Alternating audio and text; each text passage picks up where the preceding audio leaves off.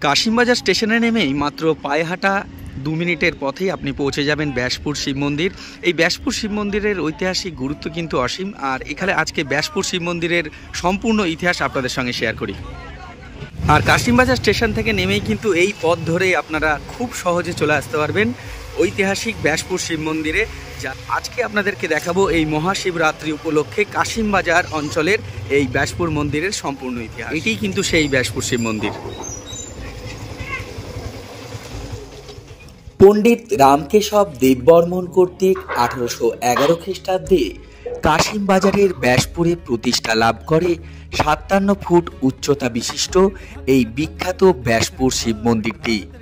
নিজের অনন্য স্থাপত্য শৈলীর জন্য এই মন্দিরটি কাশিমবাজারের অন্যতম দ্রষ্টব্য স্থান।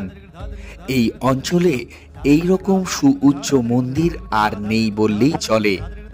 সম্ভবত বরানগরের রানী ভবানীর নির্মিত মন্দিরের অনুকরণে এই মন্দিরটি নির্মিত হয়েছিল।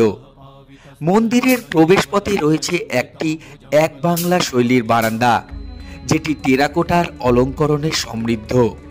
মূল মন্দিরের সুউচ্চ অংশটিতে একাধিক স্থাপত্য শৈলীর মিশ্রণ লক্ষ্য করা যায়।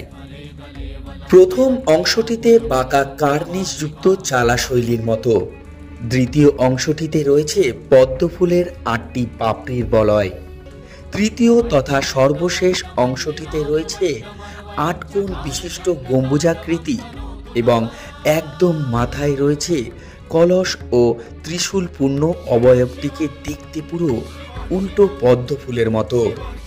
মন্দিরের গায়ে চতুর্দিকে রয়েছে বিভিন্ন দেবদেবীর মূর্তি, যেমন দুর্গা, কালী, রাধা মাধব, গণেশ ইত্যাদি।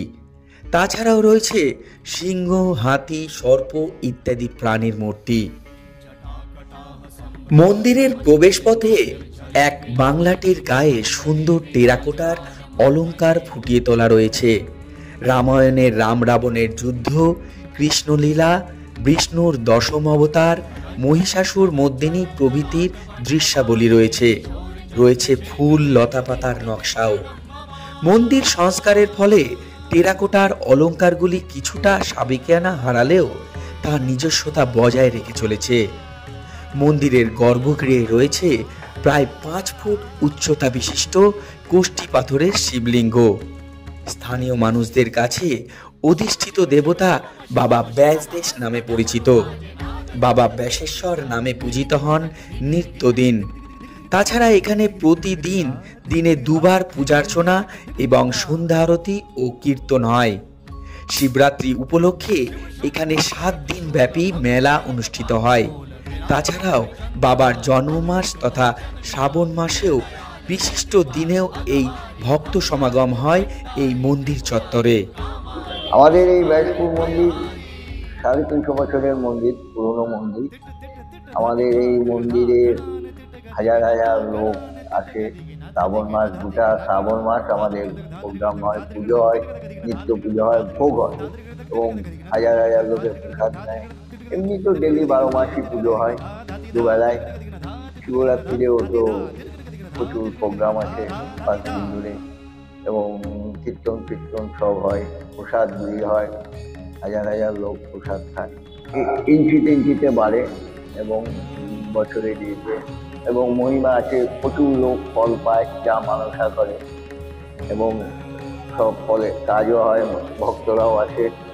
প্রায় 350 বছর পুরনো এই কাশিমবাজারের ব্যাসপুর শিব মন্দিরের ইতিহাস কিন্তু সত্যি আশ্চর্যের। পুরোহিতের কাছে আমরা জানতে পারলাম যে এখানকার এই সম্পূর্ণ কোষ্ঠী পাথরের এই শিবলিঙ্গ কিন্তু বছর বছর ইঞ্চিতে বাড়ে।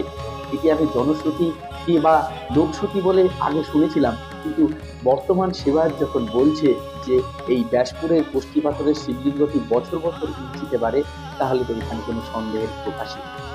সুপ্রিয় দর্শক, আমাদের এই প্রতিবেদনটি যদি আপনাদের ভালো লেগে থাকে তাহলে অবশ্যই লাইক, কমেন্ট এবং ভিডিওটি শেয়ার করে দেবেন।